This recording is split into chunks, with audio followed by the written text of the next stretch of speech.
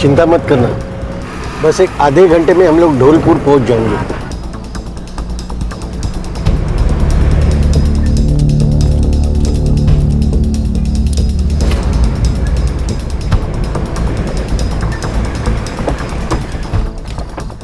रामदास आ जाओ, चलो जल्दी चलो, जल्दी चलो, आ जाओ।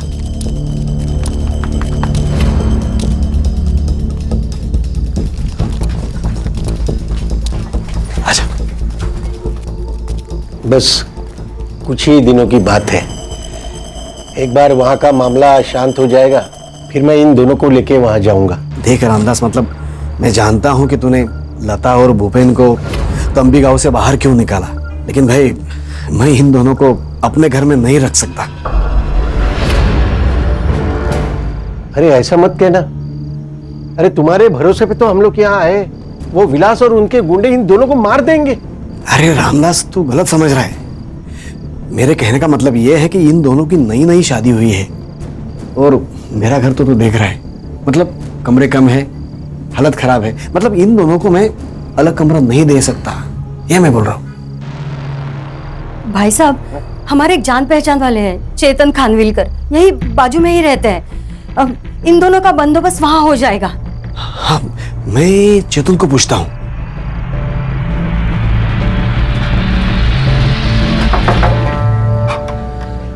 मकरम बाबू, क्या हुआ? अरे चेतन, ये मेरे दोस्त है रामदास, उनकी बेटी लता और भूपेन, इनको ना तुम्हारी मदद की जरूरत है। अच्छा, आइए आइए आइए अंदर आइए, आ जाओ, आइए। आ जाओ। सोमवार से शुक्रवार मैं नासिक में रहता हूँ जॉब के लिए, शनिवार और रविवार यहाँ आ जाता हूँ। आप यहाँ रह सकते हो, पूरा घर इस्तेमाल कर सकते हो, लेकिन मेरा कमरा छोड़ के।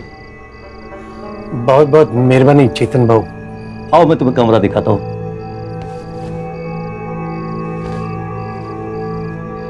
देखो भूपेन बेटा, चाहे कुछ भी हो जाए, लेकिन इस घर से बाहर मत निकलना। ठीक है।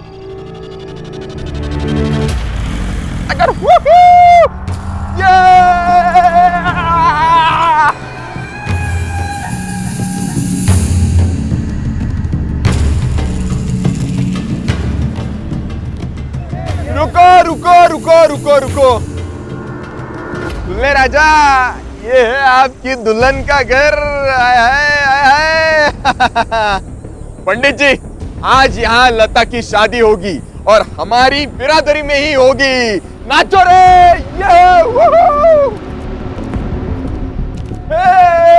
अरे काका, ये रहा आपकी बेटी के लिए दूल्हा। तुम्हारी वजह से मेरी बेटी घर से बाहर गई। क्या? हमें पता है लता घर में ही है। ए, ढूंढो रे उसे। अरे ढूंढो, सारा घर ढूंढो। यही कहीं होगी। एक बार अगर लता घर में मिल गई ना, तो फिर देखना काका।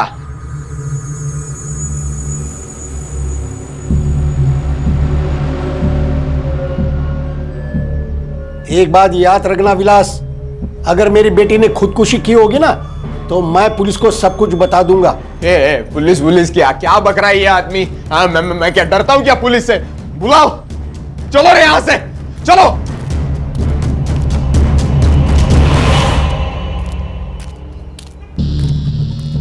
ये लता ज्यादा दूर गई नहीं होंगी। एक काम करते हैं, आजू बाजू के गांव में ढूंढते हैं उसे। चलो रे, चलो। आओ ना, बैठो।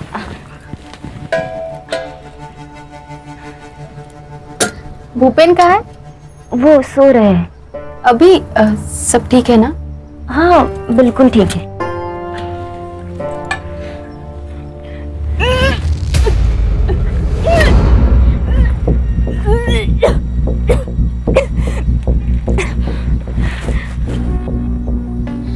लता, तू प्रेग्नेंट है क्या?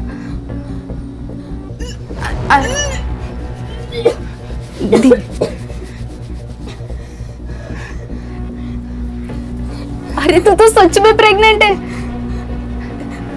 बैठ बैठ बैठ, धीरे बैठ।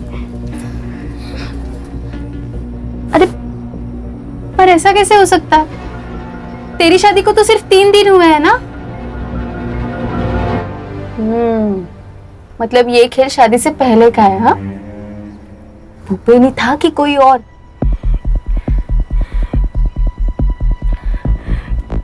कोई और था। कौन था पता ना? पहले तू मुझे वचन दे कि अगर मेरी जान को कुछ भी हो गया तो तू ये बात सबको बता देगी। लता, लता कौन सी बात?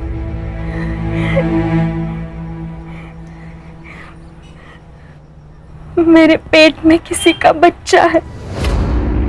किसका? मेरे पिता का। क्या? मेरा बाप मेरे ऊपर रेप करता था। मैं 14 साल की थी तब से। अरे पर तूने उनको रोका क्यों नहीं? तब हिम्मत ही नहीं थी।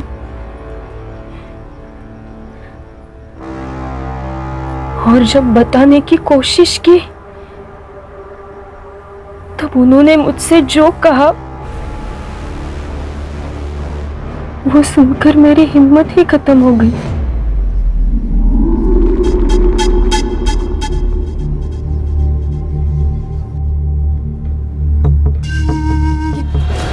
फिर मैं भूपेन से मिली, उसके प्यार में पड़ गई। बाबा जानते थे कि भूपेन मेरे साथ है, इसलिए वो भी पीछे हट गए, क्योंकि वो जानते थे अगर मैंने ये बात भूपेन से कही तो वो पुलिस के पास चला जाएगा। इसलिए हमारे गांव के गुंडे हमारे शादी के खिलाफ होते हुए भी उन्होंने हमारी शादी करवा दी, क्योंकि इस गुनाह से बचने का ये एक ही रास्ता था उनके पास। ये 10 लाख के गहने हैं और ये 5 लाख कैश। भूपेन की और तुम्हारी मैं जल्द से जल्द शादी करवा दूंगा। इस गांव से तुम्हें निकाल कर जल्द से जल्द ऐसे घर दिलवा दूंगा जहां विलास और उसके गुंडे पहुंच न पाए। तुम्हें महीने का खर्चा भी दूंगा। इसके बदले में तुम्हें अपनी माँ की कसम खाकर कहना होगा कि जो भी कुछ हमारे बीच में हुआ है वो तुम किसी को भी नहीं बताओगी। उस राक्षस के चंगुल से बाहर निकलने का सिर्फ ये एक ही रास्ता था मेरे पास। तूने ये बात भूपेन को तो नहीं बताई? नहीं, और जब तक मैं जिंदा हूं तुम भी कुछ मत बोलना। फिर तुमने मुझे क्यों बताई? बस बोझ था दिल पर, हल्का कर दिया। अरे क्या हल्का कर दिया भाई? क्या हो गया? नहीं, वो उसका पेट खराब था ना, तो उल्टी करके पेट हल्का कर दिया। क्या हुआ? क्या खाया था कल? हमारे घर का वो आई बहुत तीखा बनाती है ना। हाँ, तुम खा लो ना, तुम्हें चलती है ना मिर्ची? हाँ मुझे चलती है। तुमने खाया? हाँ। खाना पड़ेगा ना, वैसे भी जिंदगी भेड़ बकरियों की तरह हो गई है। पता नहीं कौन कहां से आया और गला काट के चला गया।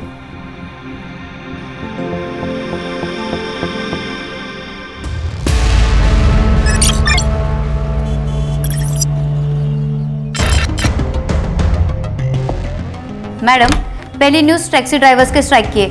आज उनका मोर्चा निकलने वाला है। बाद में दिल्ली की न्यूज़ आएगी, बीच में एक ब्रेकिंग न्यूज़ डाल देंगे। क्या ब्रेकिंग न्यूज़ है? टैक्सी ड्राइवर्स के स्ट्राइक को ट्रक ड्राइवर्स यूनियन का सपोर्ट।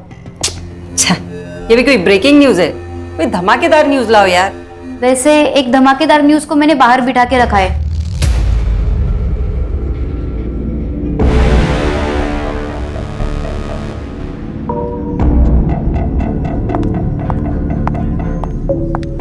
मैम, वो दोनों।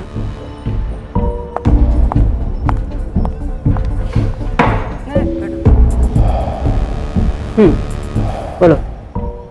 मैडम, मैं आपका प्रोग्राम देखती हूँ, निवेदिता की अदालत। मैं उस प्रोग्राम में आके कुछ बात बताना चाहती हूँ। क्या?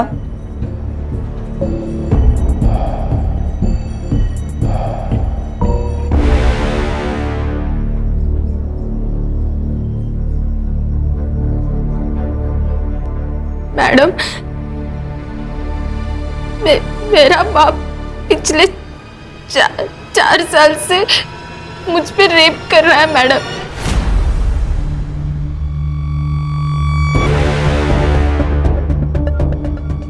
देखो, तुम्हें मेरे प्रोग्राम में लेने से पहले तुम्हारी बात रिकॉर्ड करनी पड़ेगी।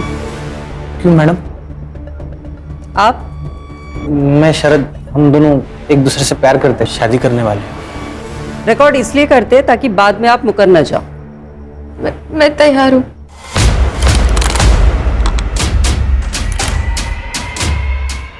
Ready cameraman? रोल करो कैमरा। रोलिंग। आपका नाम? भारती देशमुख। मैं शरद नागमोड़े। कहाँ से आप लोग? धौलपुर, नासिक। तुमने कहा कि तुम्हारा बाप तुम्हारे ऊपर रेप करता था। जी। कब से चालू हुआ ये सब? एक दिन आई मेरे पास आई और बाबा छोड़ो ना मुझे, बाबा क्या कर रहे हो, बाबा छोड़ो ना मुझे, बाबा। तो फिर इस सब को तुम्हारी माँ की सहमति थी? मैम, लास्ट ईयर ऐसा ये केस पुणे में हुआ था। लड़की ने रिवोल्ट किया तो मार डाला था उसे। इसको भी उसी बात का डर था। इसको भी वैसा ही बोला था कि अगर ये इसने अपना मुंह खोला तो सांग करना, सांग। मार के घर के अंदर गाड़ देंगे बोला। कैसा बाप हो सकता है ये? सौतेला बाप था वो इसका। ओह, मेरे पिता के गुजरने के बाद मेरे आई ने उससे शादी कर ली।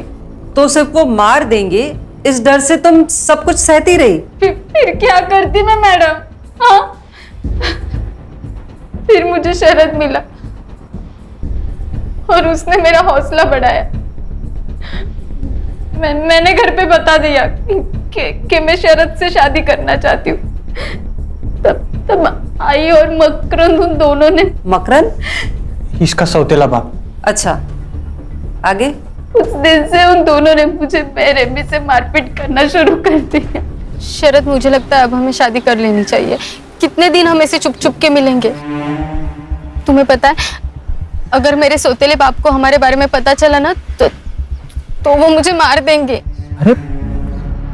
अरे क्यों मारेंगे? देखो, मैं तुमसे प्यार करता हूँ और तुमसे ही शादी करना चाहता हूँ, और यही बात मैं उनको भी बताऊंगा। क्या? और इसके बाद भी तुम्हारे ऊपर अत्याचार होते रहे? हाँ, पर अचानक एक दिन सब बंद हो गया। कोई वजह?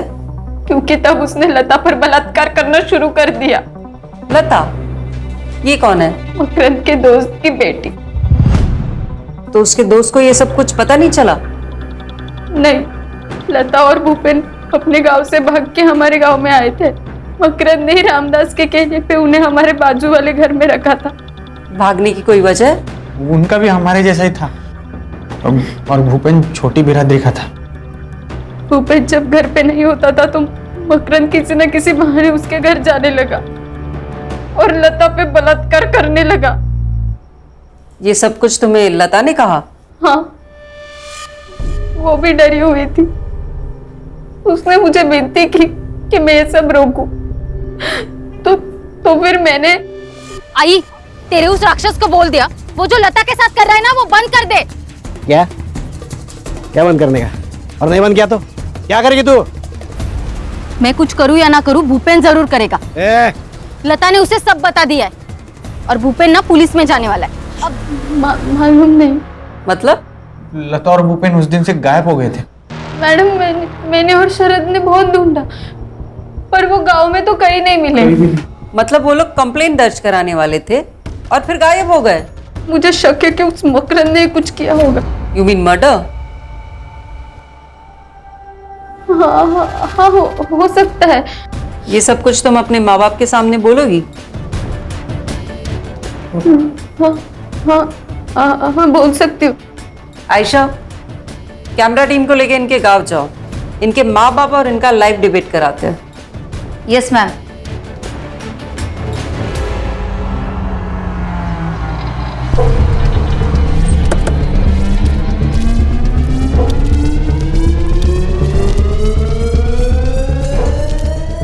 क्या भारती देशमुख का घर यही है? हाँ.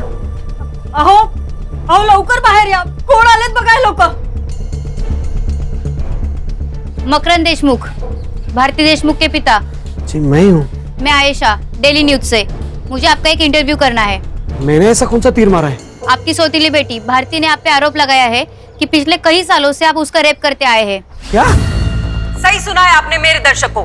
एक बाप, एक सौतेला बाप अपनी सौतेली बेटी पर बार बार रेप करता रहा, तो सुनते आज उस बलात्कार की शिकार से कि उस पर क्या बीती। बोलो भारती, क्या इस आदमी ने तुम पर रेप किया है? मैं 14 साल की थी तब से ये आदमी मुझ पे रेप करता आया है। अरे क्या नाटक कर रही है लड़की? माना कि मैं सौतेला बाप हूँ उसका, मगर बेटी जैसा प्यार किया है मैंने उससे, कुछ भी बात कर रही है। मकरन जी शांत रहिए, आपको बोलने का मौका दिया जाएगा। बोलो भारती। अगं काय बोलतीयस काय तू? वेळ लागलाय का तुला? आई, तू भी इस सब में शामिल है। मैं चीखती थी, चिल्लाती थी और तू शांति से हॉल में बैठती थी। आई, झूठ पे झूठ बोल रही है, झूठ पे झूठ बोल रही है। भारती क्या बात कर रही है तू? देवा शपथ सांगतो मैंने ऐसा कुछ नहीं किया, मैं असं नाही केलंय हो। भारती नहीं, मैं झूठ नहीं बोल रही हूँ। इस आदमी ने मेरा ही नहीं, अपनी दोस्त की बेटी लता का भी बलात्कार किया है। कुछ भी बोले जा रही है, झूठ बोल रही है। ये ऐसे नहीं है। अरे आप शांत रहिए, भारती को बोलने दीजिए, मौका दिया जाएगा, आप तब बोलना। हाँ बोलो भारती तुम। लता ने ये बात भूपेन को बताई। भूपेन पुलिस जाने वाला था, पर उसके पहले इस राक्षस ने उन दोनों का खून कर दिया। क्या बात कर रही है? मैंने खून किया? नहीं, मैंने खून नहीं किया। भारती पागल हो गई है। मैडम बंद, ऐसा कुछ नहीं। ये सब है, झूठ है सब। बंद कर दो ये।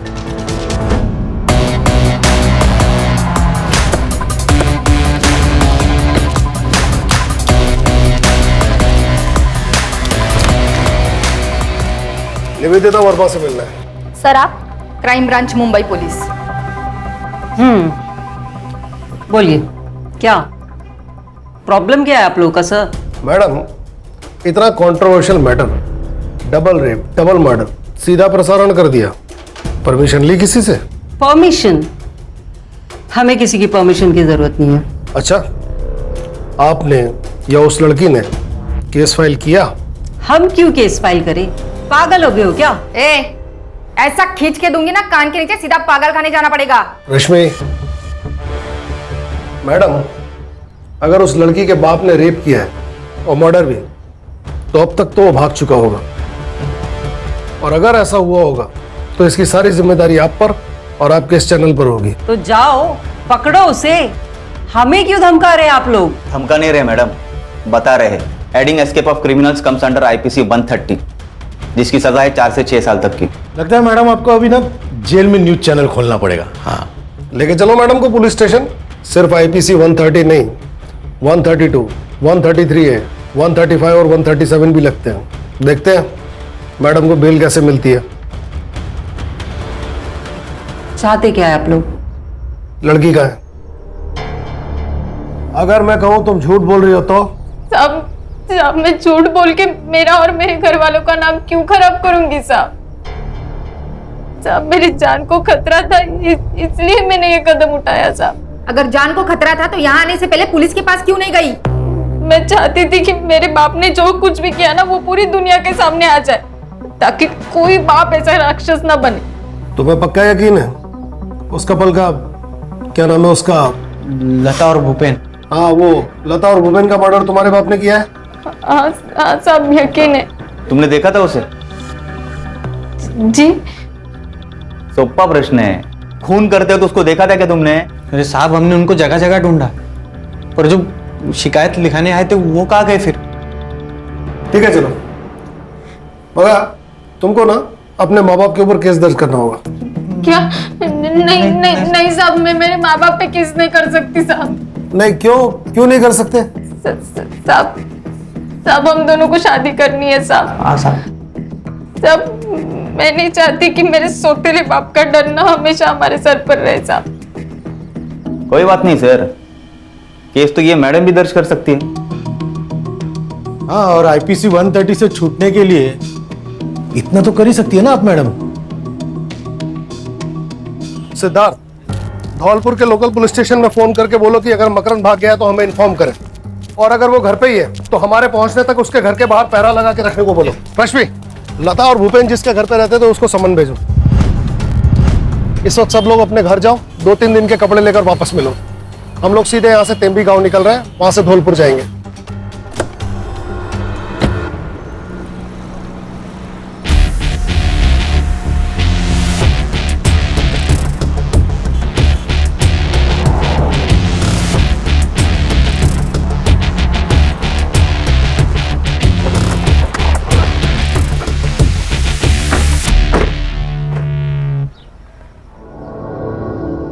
सर मोबाइल लोकेशन से तो यही घर है। चलो। आता काय सांगू साहब, सब कुछ अच्छा चल रहा था, लेकिन गड़बड़ तो तब हुई जब लता को भूपेन मिला। मैंने लता को समझाने की बहुत कोशिश की कि वो लड़का हमारे बिरादरी का नहीं है, पर उसने मेरी एक न मानी। फिर मैंने सोचा कि उसकी अपनी जिंदगी है, भला मैं कौन होता हूँ टांग अड़ाने वाला बीच में।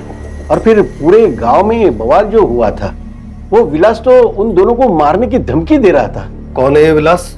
है एक जो सोचता है कि पूरे बिरादरी का जिम्मा उसके सर पर है। सिद्धार्थ, ये जो कोई भी विलास, इसका इनसे पता लेना बाद में। अब बोलिए। फिर मैंने सोचा अगर यहाँ गड़बड़ हुई तो फिर मैं उन दोनों को लेके चुपचाप से मंदिर गया और रात में उन दोनों की शादी करवा दी। 10 लाख के गहने और 5 लाख कैश भी दिए थे, और रातों रात उन दोनों को लेकर मैं धौलपुर पहुंचा। 1 मिनट, कैश और गहने भी दिए थे? हाँ। आपने वो न्यूज़ देखी? तुम्हारी बेटी के रेप और मर्डर की। Sutar, sorry sir.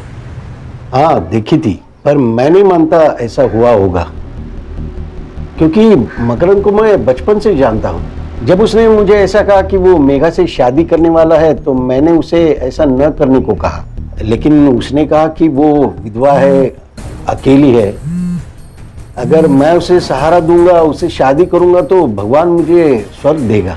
साहब, वो अगर अच्छा इंसान नहीं होता तो भला मेरी मदद क्यों करता ना?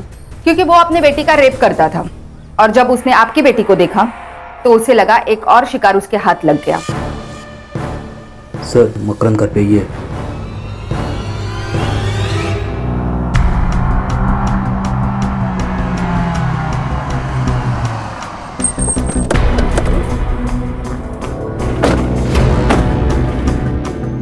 सर लोकल पुलिस वहां खड़े हैं, मतलब घर वही होगा।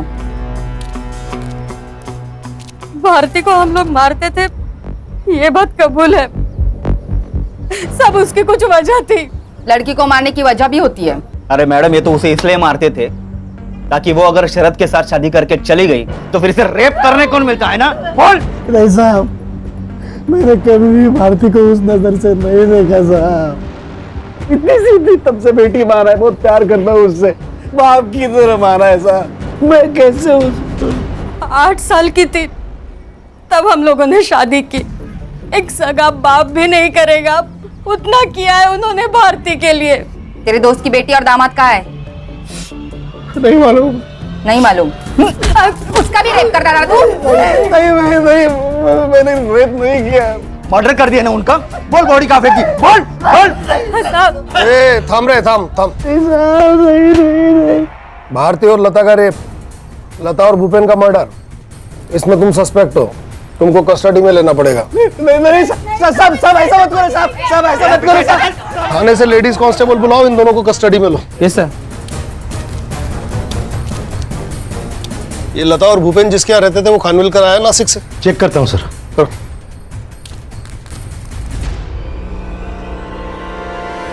बैठिए ना खानविलकर साहब। बसा हो, काळजी नका करू, बसा। सर, वो मेरे घर रहे कुछ हफ्ते, अच्छे बच्चे थे। वो आता था उनसे मिलने? मकरंद? सर, मैं नासिक में जॉब करता हूँ, शनिवार को यहाँ आता हूँ और रविवार को चले जाता हूँ। मैंने तो कभी देखा नहीं उनको यहाँ पे। ये लता और भूपेन अचानक ही गायब हो गए है ना? सर, मुझे मालूम नहीं, शायद वो समाज का रखवाला है ना, स्वघोषित, उसी के कारण हुए होंगे। विलास? हाँ साहब, वो आया तो बच्चों को धमकी देने। तो खानविलकर! लेकिन साहब, उन्हें लता और भूपेन दोनों नहीं मिले। कहाँ थे तब वो? सर, हमको भनक लग गई थी पहले ही। भारती उन्हें अपने घर लेके गई। चल नौकर चलो बाहर। फिर मामला ठंडे होने के बाद मैं सबको वापस बुलाता हूँ, ठीक है? तब तक घर के बाहर मत निकलना, बस। फिर उसी रात को वो वापस आ गए। कब की बात है? शायद पिछले शनिवार की। लता और भूपेन के पास कैश और गहने थे। यस। लता और भूपेन के पास कैश और गहने थे। सर, मुझे उस बारे में कुछ भी नहीं मालूम सर। उनका सामान? उनका सामान तो उसी कमरे में जहाँ वो रहते थे। सुतार? कहाँ है कमरा, कहाँ है उनका? सर, उधर है। चले पकड़ो। सर, ऐसा लगता है कि गहने और कैश देख के इसकी नीयत बिगड़ गई। हो सकता है। रश्मि, ये लता और भूपेन के फोन कब और कहाँ बंद हुए थे? 1 मार्च को सर, इसी लोकेशन पे। सुन लिया खानविलकर जी, इसी लोकेशन पे। सर उन्हें भागना होगा इसलिए फोन बंद कर दिया होगा। सर कैश और गहने तो नहीं मिले, सिर्फ कपड़े मिले हैं। मतलब भागने वाले सिर्फ कैश और गहने लेकर भागे? ऐसा होता तो नहीं है। सामान को एविडेंस में जमा करो। और तुम मिस्टर खानविलकर, एक काम करो, आज ही अपने बैंक में लीव एप्लीकेशन दे दो, क्योंकि जब तक हम नहीं कहेंगे तब तक तुम इसी धौलपुर में रहोगे। लेकिन सर ये काय म्हणालात? नहीं ठीक है। हाँ ठीक है सर, ले लेता हूँ। मुंबई से डॉग स्क्वाड बुलाओ, ये कपड़े उन्हें सुंघाओ, देखते हैं कहां तक गए दोनों।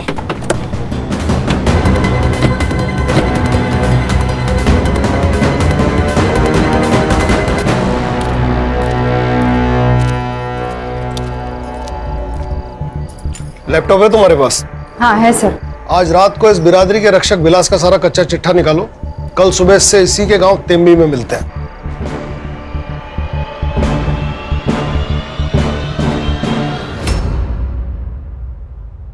तेम्बी गांव की कोई भी लड़की हमारी बिरादरी से बाहर शादी नहीं करेगी, और जो भी ऐसा करने की जुर्रत करेगा जिंदा जला देंगे उसको। जिंदा जला देंगे? तुम ही हो ना लता और भूपेन को इसी चक्कर में मारा? साहब सबूत है तो बात करो, वरना वकील तो मैं जेब में लेके घूमता हूँ, समझे? चल आगे। क्या रे, लोकल पुलिस समझा? क्राइम ब्रांच है मुंबई से। एक बार उठा के ले गए ना, तेरी 10 पीढ़ियों को पता नहीं चलेगा कि कहाँ गायब हो गया। अरे पर मैंने गुनाह क्या किया है? गुनाह? क्या रे, तू तो वकील ऐसा जेब में लेकर घूमता है? हाँ? तो तेरे वो जेब में बैठे वो वकील ने बताया नहीं हवा में ऐसा तलवार घुमाना ये सब जुर्म है? चल तेरे को मैं ही जब ही दिखाते हैं तलवारबाजी क्या होती है अंदर। चल चला घेऊया नाक मध्ये, चल। जी ठीक है, मैं सर से बात करती हूँ, आप अपना काम शुरू करो। सर वो डॉग स्क्वाड आ गया है। गुड, देखते हैं क्या लगता है। हेलो, यहाँ नेटवर्क ठीक नहीं है इसलिए लैंडलाइन से बात कर रहा हूँ। हाँ अच्छा हुआ कॉल किया। छोटी आई ने खाना खाया? हाँ मैंने अपने हाथों से उनको खाना खिलाया। बहुत बढ़िया। अब तुम थोड़ी देर के लिए अपने कान बंद करो और फोन अपनी छोटी आई को दो, मुझे अपनी बीवी से प्यार वाली बातें करनी। हाँ ठीक है। रखा? हेलो ज्योति, कैसी हो? याद आ रही है मेरी? सच्ची आ रही है। सुतार बाबू, हाँ ये सर की बीवी तो कोमा में है ना? हाँ क्यों? तो फिर ये बात कैसे कर रहे हैं? तेरी बीवी का एक्सीडेंट हो गया और वो कोमा में चली गई, तो क्या बात नहीं करेगा उससे? अरे क्या सुतार बाबू, या अभी तक मेरी शादी भी नहीं हुई है और आप कहाँ मेरी बीवी को कोमा में डाल रहे? टीम में नया है तू, हळूहळू समझेल तुला अपना सर कैसे है वो। भूख लगी, अभी खाना खा ले। हाँ चलो। सॉरी करता हूँ। सर दोनों बॉडीज जिस गड्ढे में गाड़ी गए थे वहाँ पे फॉरेंसिक वालों को एक फर्टिलाइजर मिला है, यूरिया। मर्डरर ने बॉडी डिकम्पोज करने के लिए केमिकल फर्टिलाइजर का इस्तेमाल किया है। पता करो कि यहाँ यूरिया कौन यूज करता है। सर यहाँ पे गांव में सब लोग यूरिया ही यूज करते हैं। इतने बड़े गड्ढे में डालने के लिए कम से कम 10 से 15 बोरियां लगेंगी। पता करो कि 1 मार्च के आसपास इतना माल किसने उठाया, और यहाँ का कोई लोकल सप्लायर जो विलास, चेतन या फिर मकरंद का दोस्त हो। यहाँ के लोकल ज्वेलर से पूछताछ करो गहने और कैश के बारे में, क्योंकि बॉडी के साथ गहने और कैश नहीं मिले। मर्डर की वजह गहने भी हो सकते हैं। कल तक मुझे पूरा ब्यौरा दो। पोस्टमार्टम रिपोर्ट सर सुबह तक आ जाएगी।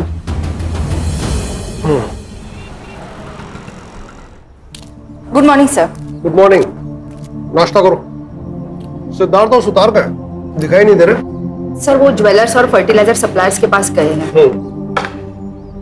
सर पीएम रिपोर्ट आ गई है, मर्डर गला घुट के हुआ है और लता प्रेग्नेंट थी। भूपेन से? नहीं सर, मैंने अर्जेंट बेसिस पे फिटनेस का डीएनए भूपेन से मैच करवाया, पर मैच नहीं हुआ। अगर वो भूपेन से प्रेग्नेंट नहीं थी तो किससे प्रेग्नेंट थी? मकरंद। उन्हें धौलपुर आए सिर्फ 1 ही हफ्ता हुआ था, तो मकरंद से कैसे प्रेग्नेंट हो सकती है? कोई और है? सर पीएम रिपोर्ट के हिसाब से मर्डर 1 मार्च को हुआ था। सबसे पहले तो ये पता लगाना होगा कि लता प्रेग्नेंट किससे थी। सर और एक बात, चेतन के मोबाइल लोकेशन के हिसाब से चेतन 1 मार्च को ढोलपुर में ही था। हो सकता है उस दिन बैंक हॉलीडे था, महाशिवरात्रि थी। हाँ सिद्धार्थ बोलो। सर हम मार्केट में इंक्वायरी कर रहे हैं। एक फार्मर है विजय घरात, जिसने 27 फेब को नॉर्मल से भी ज्यादा यूरिया परचेज किया है। Good job. अब ये पता लगाओ कि इसका हमारे सस्पेक्ट में से किसके साथ कनेक्शन था। Okay sir. लता और भूपेन के संपर्क में जितने भी लोग थे सबके मोबाइल लोकेशन निकालो। 1 मार्च को धौलपुर में कौन था और लता किससे प्रेग्नेंट हुई, इन सवालों के जवाब हमें कातिल तक पहुंचा सकते हैं। जी सर। नहीं, मेरी बेटी किसी और से प्रेग्नेंट हो ही नहीं सकती। तुमने तो कहा था कि लता और तुम एक दूसरे से कोई बात नहीं छुपाते थे, फिर ये बात तुमसे लता ने कैसे छुपाई? मालूम नहीं साहब, मुझे तो लगने लगा है कि वो प्रेग्नेंट थी, इसलिए भूपेन से जल्दी शादी करना चाहती थी। मैं भी कैसा बाप हूँ, बेटी का दर्द ही समझ नहीं पाया। रामदास जी, आप 1 मार्च को ढोलपुर में क्या कर रहे थे? 1 मार्च को वो सर, ये सबके मोबाइल के लोकेशंस आ गए हैं। इनका लास्ट लोकेशन भी ढोलपुर बता रहा है। हाँ, वो तो मैं लता को मिलने गया था। अब याद आया, टाइम खोटी क्यों किया? मुझे लता की बहुत याद आ रही थी ना, इसलिए गया था। मिली? हाँ साहब। क्या बात थी? कुछ नहीं, यहाँ वहाँ की। यहाँ वहाँ की, इधर उधर की। रश्मि। जी सर। जिप बैग है? हाँ है। हाँ, ये आप क्या कर रहे हैं साहब? तेरा बाल चोरी कर रहे हो। पता है ना क्या कर रहा है? Of course sir.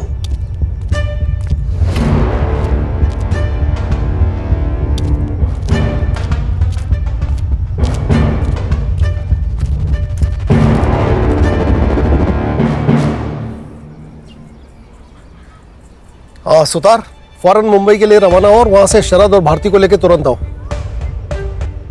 इस बाल की डीएनए रिपोर्ट कब तक आ जाएगी? सर मैं कोशिश करती हूँ रिपोर्ट जल्द से जल्द मिले। ये लता के कॉल रिकॉर्ड्स में उसकी सबसे ज्यादा बात किससे हुई है? सर भूपेन और ढोलपुर में भारती से। और कोई मर्द? नहीं। अगर लता किसी और मर्द के कांटेक्ट में नहीं थी तो फिर प्रेग्नेंट किससे हुई?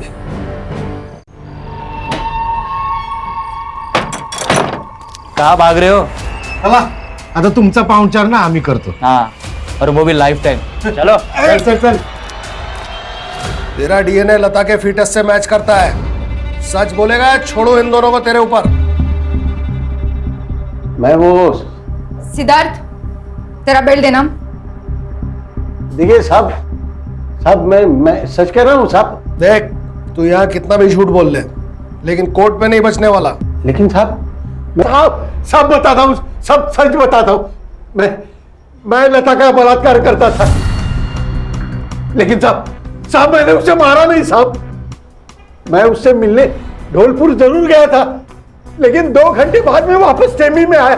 मैंने उसे नहीं मारा साहब। रश्मि, इसका स्टेटमेंट मोबाइल में रिकॉर्ड करो और लोकल पुलिस स्टेशन को दो। साहब बेल्ट रहने दो, बेटी का बलात्कार करता था ना, उसकी थोड़ी सजा मुझे भी देने दो। जान से मत मारना। 3 P याद है ना?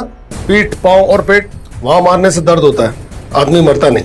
ये जुर्म है साहब, ये जुर्म है। हाँ जुर्म है, लेकिन जो तूने किया उसके आगे बहुत छोटा जुर्म है। साहब मेरी बात सुनो, मैं सच कह रहा हूँ साहब। सर आपको कुछ अजीब नहीं लग रहा है? मतलब सर दोनों लड़कियों के ऊपर उनके बाप रेप करते थे। दोनों लड़कियों की शादी बिरादरी के बाहर के लड़कों के साथ हुई। सॉरी सर, मैं नया हूं, पर मुझे लगता है कि ये पूरी कहानी उस लता की है जिसे भारती अपनी कहानी कह रही है। लगता तो है, इसीलिए मैंने सुतार को उन्हें लाने के लिए भेजा। सर ये भी तो हो सकता है कि इस पूरी कहानी को इस भारती ने अंजाम दिया हो। ये भी हो सकता है। वो विट्ठल गराज जिसने यूरिया खरीदा था मिला? कल सुबह तक पहुंच जाएगा। मिलते ही जरा अच्छी तरह से बात करना, तब तक हम ये शरद और भारती से मिलते हैं। सर मैं मेरी नॉलेज के लिए पूछना चाहता हूँ, ये भारती का मुंह आप कैसे खुलवाएंगे? झूठ बोलकर। बसा बसा बसा। साहब हमें यहाँ ऐसे नहीं लाना चाहिए था, वो मकरंद मार देगा हमें। कैसे मार देगा? हमारी कस्टडी में हो, अभी वो जिंदगी भर जेल में रहेगा रेप केस के लिए। तुम्हारी माँ भी। रश्मि, भारती को गवर्नमेंट हॉस्पिटल लेकर जाओ और इसका मेडिकल करवाओ।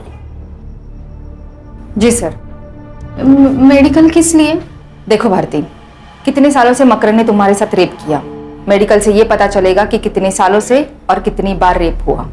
पर मुझे नहीं करवाना है मेडिकल टेस्ट। देखो, मेडिकल के बिना केस कमजोर पड़ेगा। कोर्ट सिर्फ तुम्हारी बात पे यकीन नहीं करेगी, उसे सबूत भी चाहिए। नहीं नहीं, मुझे नहीं करवाना मेडिकल।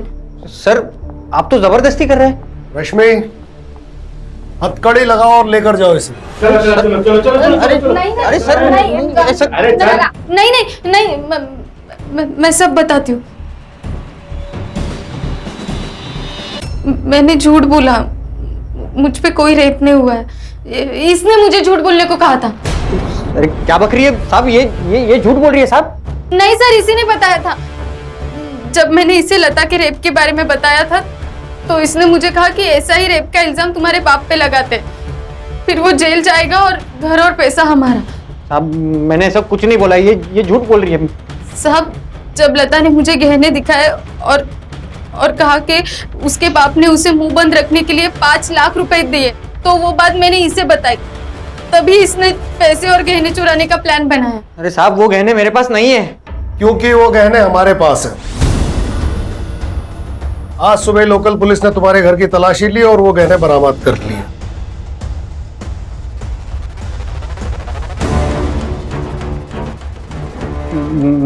मुझे नहीं मालूम ये गहने मेरे घर पे कैसे आए। शायद आप लोगों ने छुपाए होंगे मुझे फंसाने के चक्कर में।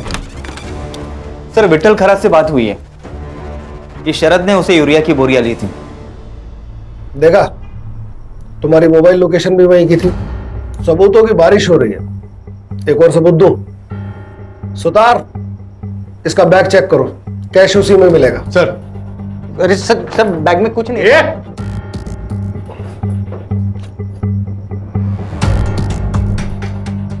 क्या ये है? Case close.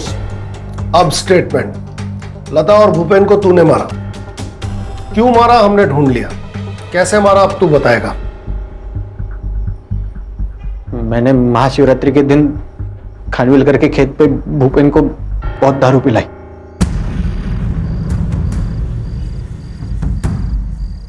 और जब वो पी के टून हो गया तो उसकी जेब से चाबी निकाली और खानविलकर के घर में घुस गया। और जैसे ही मैं अंदर घुसा साहब, खानविलकर बाहर आ गया। मैं डर गया साहब, मैं अंदर जाके छुप गया।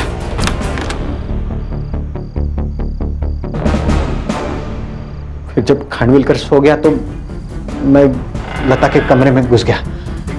देखा तो लता सो रही था कि भूपेन की लाश के पास लेके आए। तुमने उनके साथ अपने भी जुर्म का गड्ढा खोदा और उस गड्ढे में इसे धकेल दिया। और भारती, शर्म आनी चाहिए तुम्हें। एक नेक बाप पर इतने घटिया इल्जाम लगाए। मैं आपसे हाथ जोड़कर माफी मांगता हूं, हमने आप पर गलत इल्जाम लगाया। अरे साहब, मगर मैं आपसे एक वादा करता हूं, वो चैनल जिसने आपकी बिना सोचे समझे बेइज्जती की, मैं उस पर केस ठोकूंगा और आपको बेआबरू करने का हर्जाना दिलवा के रहूंगा। साहब, अरे नहीं,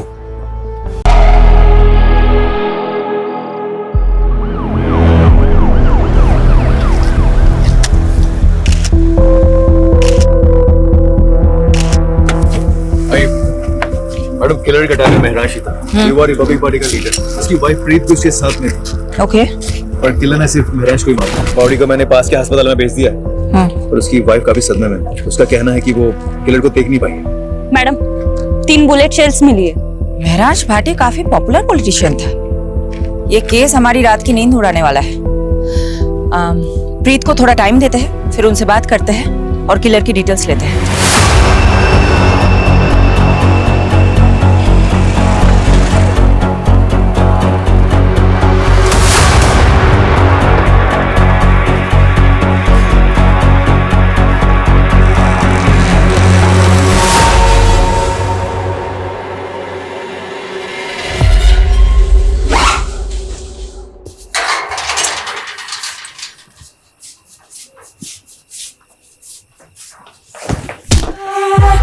लवली दी, बैग लेके किथे जा रही हो? पापा जी लवली दी भाग रही, छेती आओ। लवली रुक जाओ, लवली जैसी भाग, हम ज्यादा दूर नहीं गए होंगे, चल।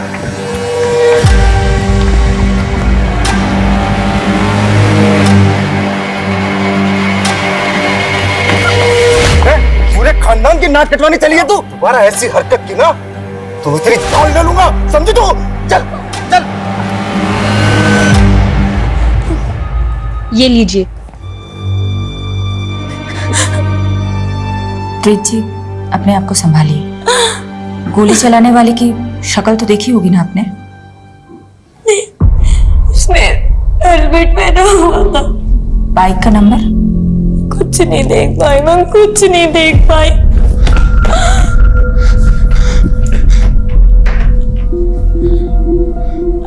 कुछ पता चला महराज का? संभाल। मैडम, मैं लोकेश, महराज का दोस्त, और ये बनी प्रीत का भाई। महराज हमेशा से समाज तो रखता और अपने से ज्यादा दूसरों की फिक्र करता था। सही कह रहे हैं मैडम, लोकेश जी तो बहुत सही आदमी थे। इस वक्त आप लोग बहुत ज्यादा शौक में हैं, लेकिन देखिए इस केस को हमें as soon as possible solve करना है, किलर को पकड़ना है। इसलिए महराज जी से जुड़ी कोई भी बात, वो चाहे पॉलिटिकल हो या पर्सनल, इस केस के साथ जिसका कनेक्शन हो सकता है, हमें बताने में प्लीज देर मत कीजिएगा। प्रीत देख, मैं जानता कि ठीक टाइम नहीं है, पर मैं क्या करूं? जिया जी के अंतिम संस्कार के लिए मुझे थोड़े पैसे चाहिए थे। तू तो मेरे हालात जानती है। कितने पैसे चाहिए? कोई 5-1 लाख। और देख, जिया जी लोकल हीरो थे यार, हजारों फॉलोअर्स थे उनके। अब सिर्फ घर में पूजा पाठ करने से तो नहीं चलेगा, एक आध सभा का आयोजन तो करना पड़ेगा ना। प्रीत जी की गाड़ी आ गई। मैम, आपके पति की मौत राजनीतिक षड्यंत्र के कारण हुई है। क्या आप अब राजनीतिक में कदम रखेंगी क्या? मैम बताइए मैम, प्लीज। Ma'am hello.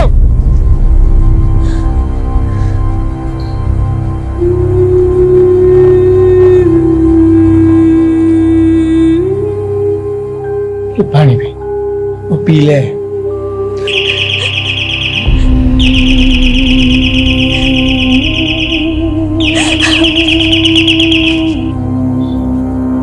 नहीं आएगा आपका महराज, कितनी भी घंटी बजा लो, मर चुका है वो।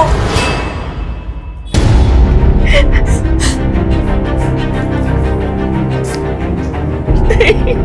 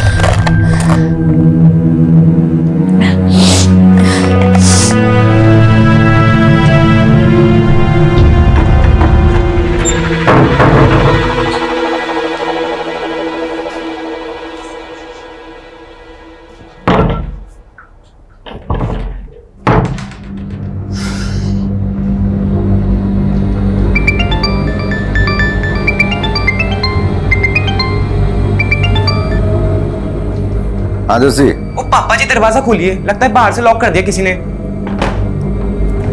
जस्सी, मेरा भी किसी ने दरवाजा बंद कर दिया। ये जरूर लवली ने किया होगा।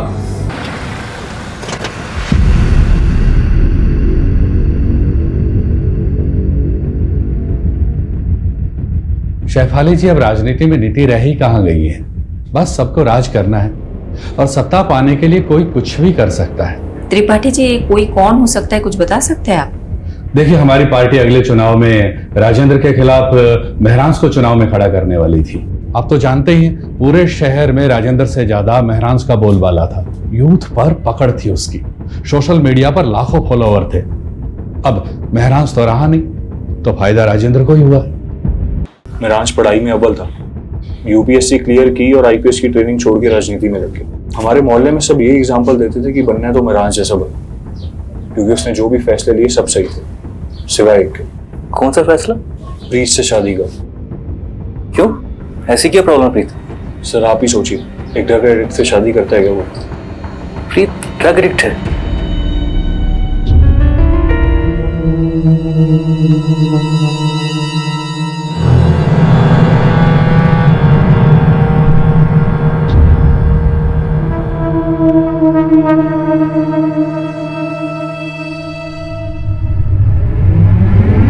क्या हुआ माँ?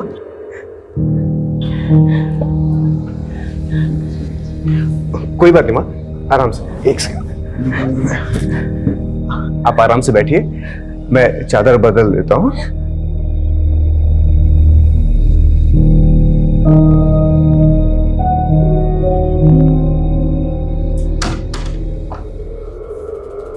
करो मुझ पर। अभी फिर से बेल बजेगी और तुम स्कूल के बच्चे की तरह भागते हुए जाओगे। प्रीत, ये तुम किस तरह की बातें कर रही हो?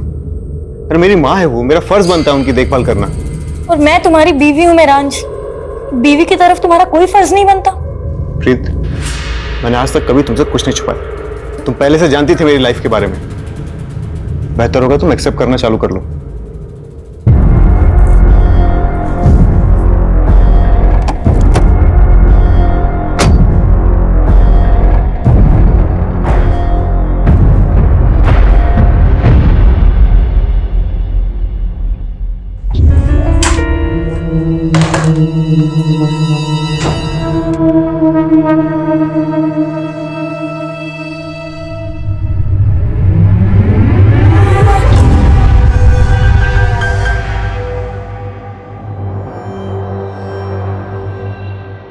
बनी हमने शादी तो कर ली है।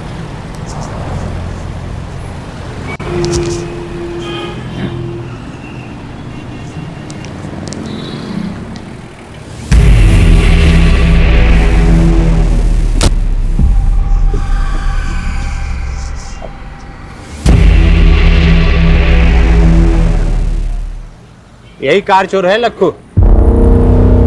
निकल। चलो कॉलर छोड़, चोर नहीं हूँ, गाड़ी मेरी है। चाबी खो गई थी इसलिए से खोल रहा था। चला जा। अरे कहाँ लेके जा रहे हो? चल बताता हूँ। चल तेरी गाड़ी लेके आगा। यार मैडम, फॉरेंसिक ने महरांश के फोन और लैपटॉप से डाटा रिट्रीव कर लिया है, इसमें कॉपी है। ओके। हाँ, एक बंदा हाथ लगा, कार चोर। कार चोर? प्रीत से तार जुड़े इस कार चोर के। चलो। क्या मैडम, एसी लगवाना चाहिए ना इंटरोगेशन रूम में? अब बोलो तो एक first class AC second hand में दिलवाओ। लखू तो एयर कंडीशन की नहीं, अपनी कंडीशन की फिक्र कर। मर्डर का चार्ज लगा है तेरे पे, वो भी एक नामी नेता का। बुरा फंसने वाला है तू। टिंगल कर रहे हो ना मैडम, सब समझता हूँ मैं। ना होल पट्टी देके जगाने का फॉर्मूला ना पुराना हो गया। फूल नहीं देते हम, सीधा कूट देते हैं। अरे मैडम, मैंने ऐसा कौन सा गुनाह कर दिया कि आप लोग मुझे मर्डर के चार्ज में फंसा रहे हो? नाटक बंद कर, इसे देख और अच्छे से बता, जानता है इसे?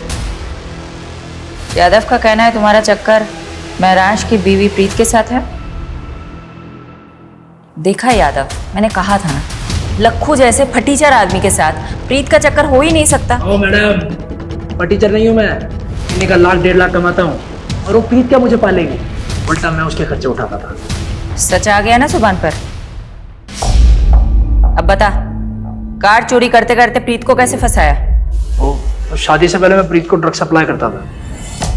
नशे की लत थी प्रीत को, उसे माल मिलता था और मुझे मजे। लेकिन प्रीत के भाई बनने को जब हम दोनों के बारे में पता लगा तो उसने महरांश के साथ उसकी शादी कर दी। धीरे धीरे उसके नशे की लत भी छूट गई, दिल तोड़ के चली गई वो मेरा। बस उसी दिन से मैंने भी ड्रग्स की लाइन छोड़ दी। ओए मजनू, प्रीत के कॉल रिकॉर्ड से पता चला कि तू शादी के बाद भी उससे बात करता था फोन पे।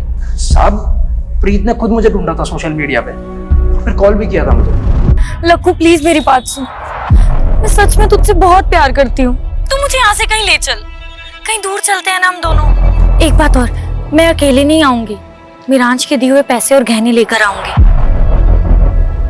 प्रीत, थोड़ा वेट कर, मैं कुछ करता हूँ। अच्छा प्रीत, वो गहने कितने के होंगे वैसे?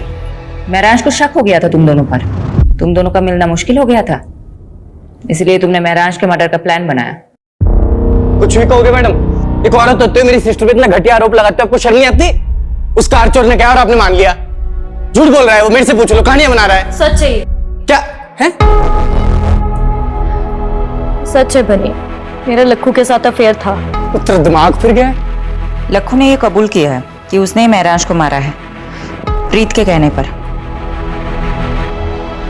ये झूठ है और लक्खू से मुझे कोई प्यार नहीं था। मैं लक्खू का सिर्फ इस्तेमाल कर रही थी ताकि मैं मीरान से अलग हो सकूं। पर क्यों? क्या आप पति पत्नी में रिश्ते अच्छे नहीं थे? मीरांश और मेरा प्यार से ज्यादा दया हमदर्दी का रिश्ता था। उसके लिए तो मैं सिर्फ एक सोशल प्रोजेक्ट थी जिसने मेरे जैसी नशे की मारी औरत का भला किया था।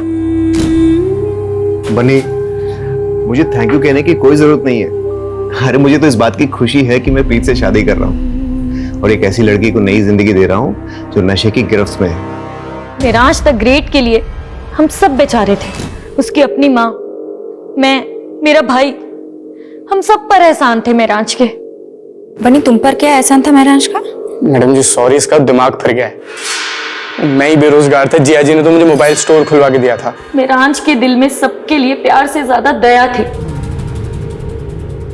वो ये भूल गया था कि रहम की जिंदगी एक वक्त के बाद घुटन बन जाती है और उसी घुटन से बचने के लिए मैंने लक्खू की मदद ली थी। पर मैंने मीरांश को नहीं मरवाया। और जहां तक मैं लक्खू को जानती हूँ, वो भी ये सब नहीं कर सकता। प्याज की तरह पर्दे खुल रही है प्रीत। मुझे ऐसा लगता है कि ये प्रीत और बनी हमसे बहुत कुछ छुपा रहे हैं। मैडम, ये प्रीत और बनी दोनों भाई बहन पंजाब में लुधियाना के रहने वाले। चलो लग जाते हैं प्याज के पर्दे खोलने में। देखते हैं किसके आंसू निकलते हैं, प्रीत के या बनी के।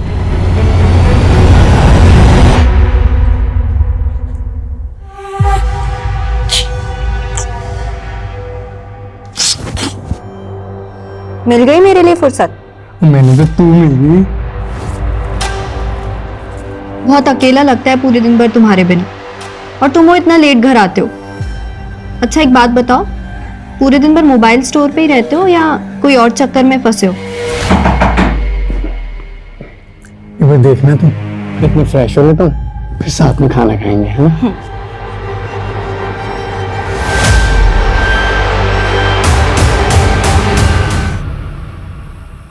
अभी भी महराज पार्टी के केस में उलझे हो? कोई सस्पेक्ट नहीं मिला? सस्पेक्ट्स है, सबके पास मोटिव भी है, लेकिन इतना रायता फैल चुका है ना, I am losing my objectivity. कोई दिशा नहीं मिल रही केस में।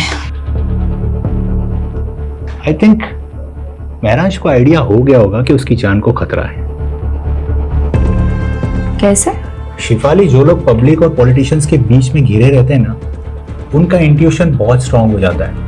वो अपने आसपास के खतरे को सुन लेते हैं। अगर महराज भाटी को भनक थी कि उनकी जान को खतरा हो सकता है, तो वो प्रिकॉशनरी स्टेप्स तो लिए होंगे ना?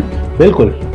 आमीन, अगर मैं महराज भाटी की जगह होता तो उस शख्स के खिलाफ सबसे पहले सबूत इकट्ठे कर रहा होता जिससे मुझे सबसे ज्यादा खतरा हो। मेक सेंस, लेकिन अगर बस बस बस, good night and good luck to both of अस।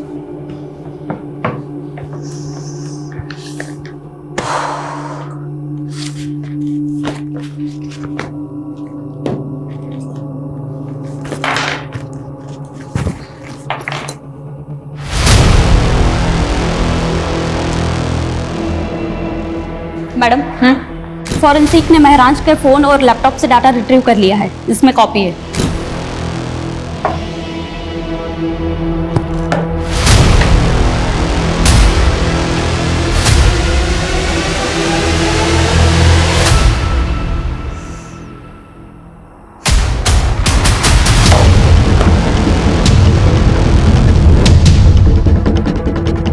पारुल, मैंने तुम्हें एक एड्रेस भेजा है, कल सुबह 9 बजे मुझे इसी एड्रेस पे मिलना।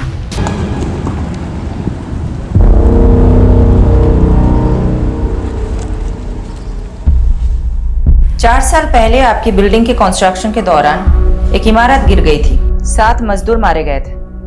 तब महराज भाटी ने आपके खिलाफ PIL फाइल की थी और हाई कोर्ट ने फैसला सुनाया था आपके खिलाफ।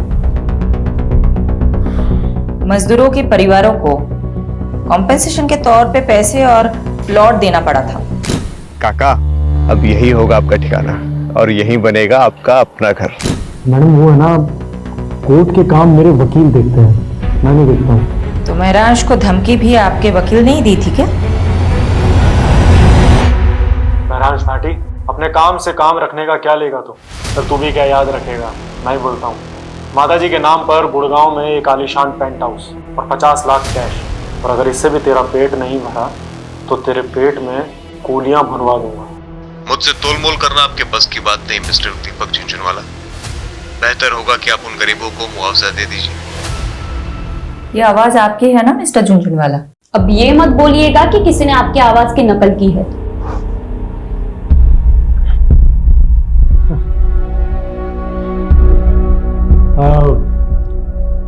हाँ, आवाज तो मेरी है मैडम, मगर आप कुछ प्रूफ नहीं कर पाएंगे इससे। अब इतना कानून तो मैं भी जानता हूं कि ये कोर्ट में audio recording as evidence admissible नहीं होती। मिस्टर झुंझुनवाला, कोर्ट तो बहुत दूर की बात है, मैं आपको डिटेल में बताती हूँ हम आपके साथ क्या करेंगे। तो तेरे घर पर तो मैं CBI और ED की रेड करवाऊंगा, बर्बाद कर दूंगा तुझे, और अगर ऐसा ना हुआ ना तो मेरा नाम झुंझुनवाला नहीं। यहाँ तेरी कोई नहीं सुनने वाला, और अब तो विटनेस भी है तेरे खिलाफ। तू तो अब गया। जी वो रंजीता 16 साल की हो गई है मेहर, और अभी तक मुझे अपना बाप मानने के लिए तैयार नहीं है। मुझे लगता है वो हमारा लिव इन में रहना एक्सेप्ट नहीं करेगी, इसलिए हमें शादी कर लेनी चाहिए। प्लीज समर, मेहर को अपने मतलब के यूज करना बंद करो। हम दोनों साथ में हैं क्योंकि हम दोनों को एक दूसरे की जरूरत है। अच्छा, एक काम आया है, वो करना है, काफी बड़ा घर है, कल डिटेल में बात करते हैं।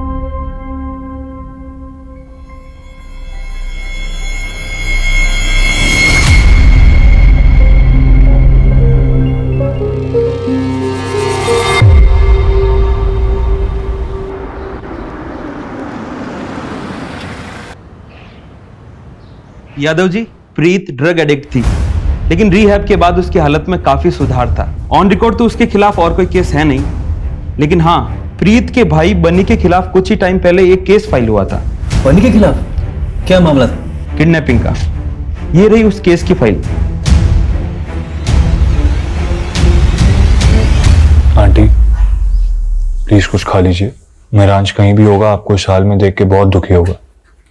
लोकेश, अब तुम्हें माँ जी की फिक्र करने की कोई जरूरत नहीं है।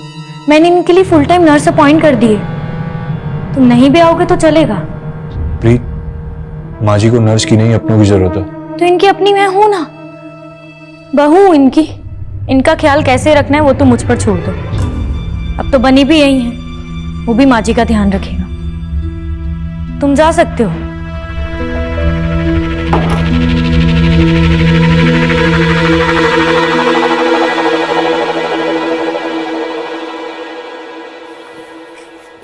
एक साल पहले लवलीन और बनी लुधियाना से बाकी, क्योंकि दिल्ली तो ऑब्वियस चॉइस होगी ना बनी के लिए। सोचा होगा कि दिल्ली में सेफ रहेंगे, और महराज का तो काफी नाम भी था।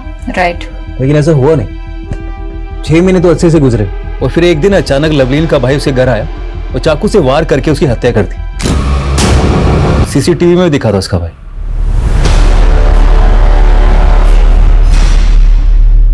मैंने मारा है अपनी बहन लवलीन को। बहुत बड़ा पाप हो गया मुझसे, और इस पाप की सजा मैं खुद को दे रहा हूं, अपनी जान ले रहा हूं। लेकिन इसका महराज के मर्डर से क्या कनेक्शन हो सकता है? सही कहा। यादव, तुम्हें कोई लिंक मिला? अभी तक तो नहीं मिला।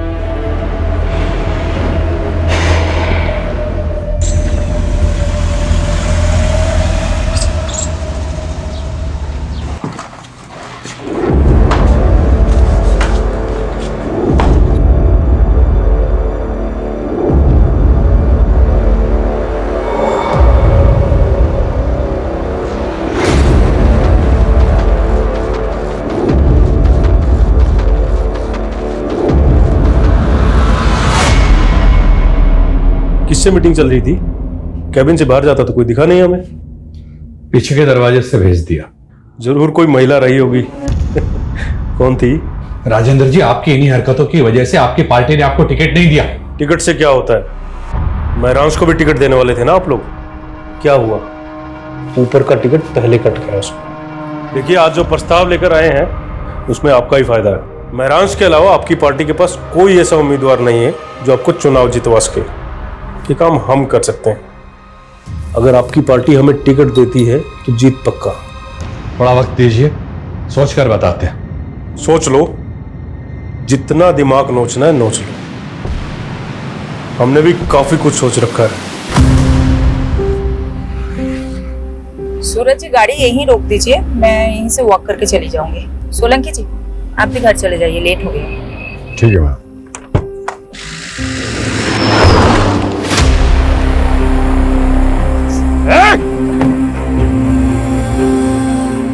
मैडम, आप ठीक है? हाँ हाँ, देखिए किसकी गाड़ी है।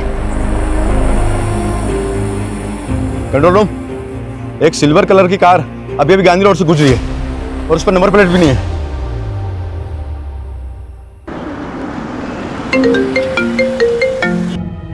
तुम और वीडियो कॉल, क्या हो गया? तुम ठीक हो? कहाँ चोट आई है, दिखाओ मुझे। अच्छा, तो तुम्हें पता चल गया? मेरे भी सोर्सेज हैं, लेकिन बात मत बदलो तुम। उस गाड़ी का कुछ पता चला? पता नहीं चला, लेकिन चल जाएगा। राजेंद्र का क्रिमिनल रिकॉर्ड है, पॉलिटिक्स में आने से पहले हफ्ता वसूली करता था। पूरे चांसेस है कि हमला उसी ने करवाया होगा। शक राजेंद्र पे भी है और दीपक झुंझुनवाला पे भी। दीपक झुंझुनवाला ने तो मुझे खुलेआम धमकी दी है। मेरे कुलीग ने बताया कि झुंझुनवाले की लीगल टीम ने एक एंटीसिपेटरी बेल ले रखी है। सुनो ना, पारुल का फोन आ रहा है, मैं तुम्हें बाद में कॉल करती हूँ। Okay, bye bye. हाँ पारुल, बोलो। Madam ji, Winsure private limited में महराज का एक्सीडेंटल इंश्योरेंस पॉलिसी था। मैंने मैनेजर को बोल दिया है कि फाइल निकलवाए और यादव सर को भी अपडेट कर दिया है, वो वहाँ पहुँच रहे। यस मैम, महराज भाटी का एक एक्सीडेंटल इंश्योरेंस था हमारी कंपनी में और करीब 6 महीने पहले उन्होंने एक एक्सीडेंटल क्लेम किया भी था, लेकिन हमने उसे रिजेक्ट कर दिया। किस बेसिस पर रिजेक्ट किया था? मैम, वो एक्सीडेंट था ही नहीं, महराज भाटी पर हमला हुआ था, वो भी जानलेवा। महराज भाटी पर हमला हुआ था, वो भी जानलेवा। इसका मतलब महराज पे पहले भी हमला हुआ था। अजीब बात तो ये है, प्रीत, लोकेश या बनी ने हमें ये बात नहीं बताई। हो सकता है इन तीनों में से भी कोई शामिल हो। अब हम अपने तरीके से पता लगाते हैं। इंश्योरेंस क्लेम फाइल से उस डेट का पता करो और महराज का फोन उस डेट के आसपास किन किन लोकेशन में एक्टिव था उसका पता लगाओ।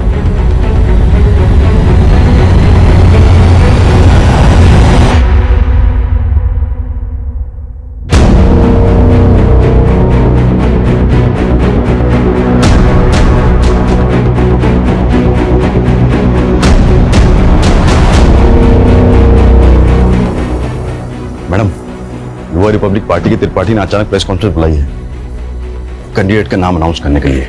बहुत सोच विचारने के बाद सर्वसम्मति से हमारी पार्टी ने यह फैसला किया है कि महरांश भाटी की जगह इलेक्शन का टिकट उनकी पत्नी प्रीत भाटी को दिया जाएगा।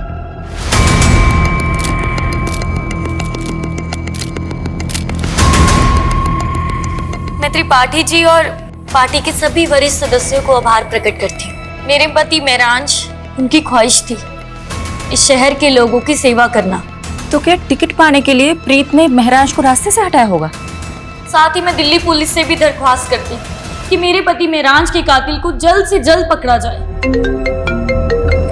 और आप सब लोग। हाँ यादव, कुछ मिला? मैडम, एक हिस्ट्री शीटर है केदार कामरे, 4 महीने से फरार चल रहा था। तुम पहुंचो, मैं पेपर वर्क तैयार करके तुम्हें वही डायरेक्ट मिलूंगी।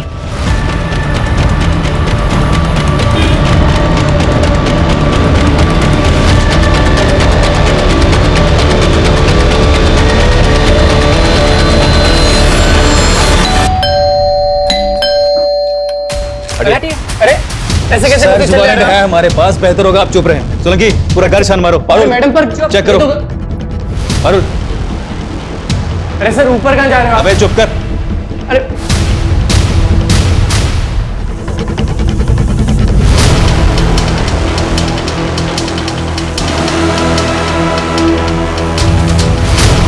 मैडम, नशे का गोदाम भरा या तो नारकोटिक टीम को इन्फॉर्म करो। यादव, सबको सील कर दो। प्रीत, तुम हमारे साथ चलो, तुम्हारे साथ बहुत सारी बातें करनी है। और इलेक्शन लड़ने का जो विचार है ना तुम्हारे मन में, वो भूल जाओ, क्योंकि ये खबर मीडिया तक जरूर पहुंचेगी। मैंने मेरांज को नहीं मारा है, लेकिन केदार से मैं ड्रग्स खरीदती थी। एक्चुअली उस दिन लक्कू के पास जब माल नहीं था तो उसने मुझे केदार का कांटेक्ट दिया, तो मैं उससे ड्रग खरीदने मेरठ गई थी। और महराज को ये बात पता चल गई थी, राइट? मेरांज को एक्चुअली शक होने लगा था कि शायद मैं फिर से ड्रग्स लेने लग गई हूँ, इसलिए वो मेरा पीछा करता था।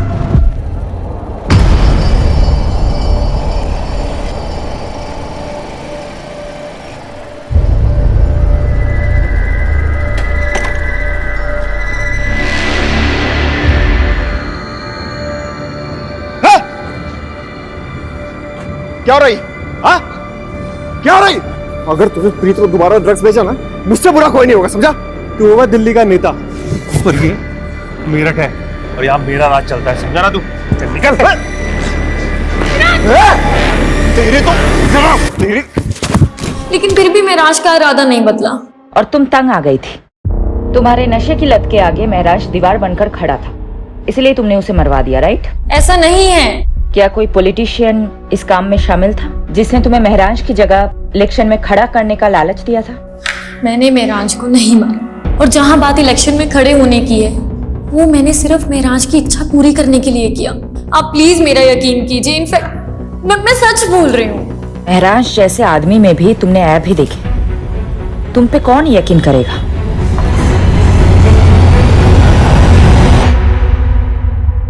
प्रीत, लक्कू, राजेंद्र, दीपक झुंझुनवाला, ड्रग पेडलर केदार और बनी, ये सब सस्पेक्ट्स के तौर पे हमारे सामने आए, लेकिन किसी के खिलाफ हमारे पास कोई कॉन्क्रीट सबूत ही नहीं है। मैडम, इन सब से हमने अपने तरीके से पूछताछ की, लेकिन अभी तक कुछ भी हाथ नहीं लगा। महराज के पिछले 2 साल के कॉल रिकॉर्ड्स भी चेक किए, लेकिन उससे भी कोई लीड नहीं मिला। सिचुएशन हमारे लिए बहुत फ्रस्ट्रेटिंग है। मैं पर्सनली बहुत गिल्ट फील करती हूँ कि मैं एक विक्टिम को इंसाफ नहीं दिला पा रही। एक माँ से उनका बेटा छीन गया है, लेकिन हम कुछ कर ही नहीं पा रहे।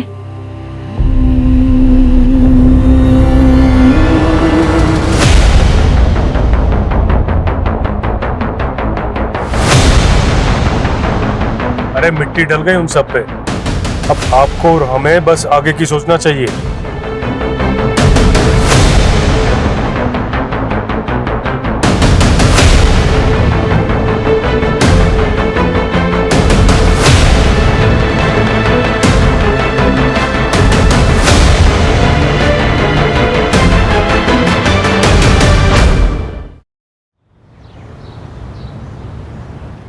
ये तो हमारी बेटी की बदकिस्मती है जो इतनी छोटी सी उम्र में विधवा हो। वैसे भी अकेले जिंदगी काटना बहुत ही मुश्किल काम है। वैसे भी हमारी बेटी अभी तो यंग है, इसीलिए हमने इसकी दूसरी शादी का विचार किया, और हम बहुत खुशकिस्मत हैं जो हमें इतना अच्छा लड़का मिला।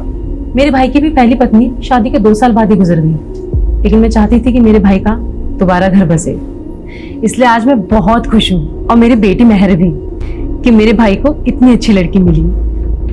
क्यों समर, सही कहा ना? इस बात पर एक ग्रुप सेल्फी तो बनती है।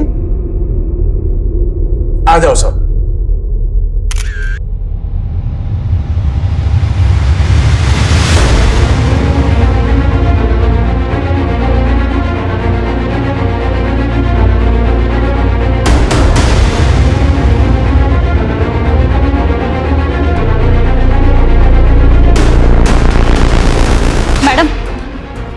एक पुराने केस की ताजा खबर लाई हूँ। कौन सा केस? महराज भाटी मर्डर केस। 1 साल के बाद क्या पता चला उस केस के बारे में? अभी अभी नोएडा में एक खबर मिली है, जिसमें एक फैमिली है जो झूठी शादी के नाम पे लोगों को ठग रही थी। ये उनकी फोटोज है। नोएडा पुलिस ने इनके लिए लुकआउट नोटिस जारी किया है। कौन है ये तीनों, और महराज के साथ इनका क्या कनेक्शन है? मैडम, इस फोटो में जो दूल्हा है ना, इसकी शक्ल को ध्यान से देखिए, हमने इसे पहले भी देखा है। याद नहीं आ रहा है, कौन है ये? कहाँ देखा था इसे? लवलीन, याद है मैडम? सीसीटीवी फुटेज में हमने उसका चेहरा भी देखा था। ये दूल्हा वही है, लवलीन का कजिन दलबीर। तलवीर कहीं वही तो नहीं इसने बाद में सुसाइड कर लिया था? जी हाँ सर, कुछ तो बहुत बड़ा झोल है इस केस में। यादव, पारुल, ढूंढ निकालो इन तीनों को। जी मैडम।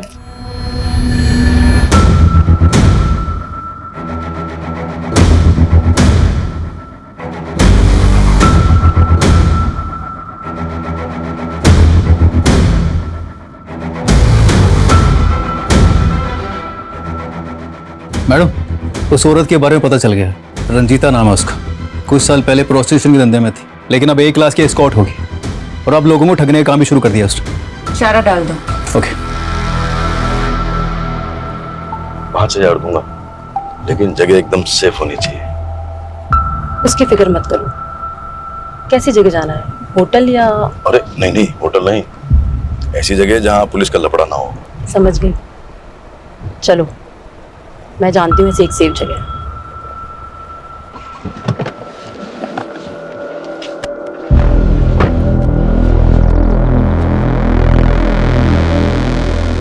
ये है मेरा घर, सबसे सेफ जगह। इससे सेफ एक जगह और है। कौन सी? जेल।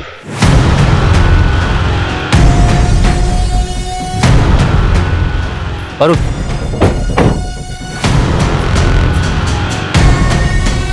सोलंकी, पूरा घर छान मारो, कहीं ना कहीं तो मिलेगा। ओह, तो यहाँ छुप के बैठा है तू? चल। मेरा असली नाम दलबीर है। लवलीन मेरे चाचा बलजीत की बेटी थी, जस्सी की सगी बहन। जब लवलीन बन्ने के साथ भाग गई तो मेरे चाचा टूट गए थे। मुझसे उनकी हालत ये देखी नहीं गई। क्या तुम्हारे चाचा ने तुमसे ऐसा करने को कहा था? कहा नहीं था, लेकिन मैं उनके जज्बात समझता था, इसीलिए मैंने लवलीन को मार दिया। सुसाइड का नाटक किया ताकि आप लोगों से बच सकूं और एक नई जिंदगी शुरू कर सकूं। तुमने अपनी जगह जिस आदमी की लाश रखी थी वो कौन था? पता नहीं, कोई शराबी था, कदकाठी से मुझसे मिलता था। उसको अपने कपड़े पहनाए और ट्रक के आगे धक्का दे दिया। क्या तुम्हारे इस प्लान में बलजीत और जस्सी भी शामिल थे, इसलिए बलजीत ने तुम्हारी लाश की झूठी शिनाख्त की? नहीं, उनको कुछ नहीं पता था। महराज को तुमने क्यों मारा?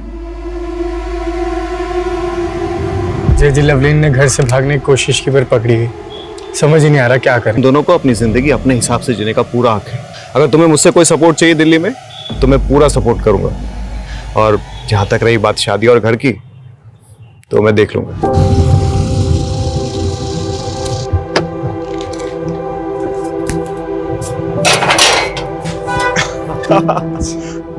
जीते रहो, जीते रहो, मुबारक हो। अब आज से यह है तुम दोनों का नया घर। आओ, और किराए की बिल्कुल फिक्र मत करना। 3 महीने का एडवांस मैं पहले दे चुका हूँ। शुक्रिया महराज भैया, अगर आप नहीं होते तो हम दोनों कभी एक नहीं हो पाते।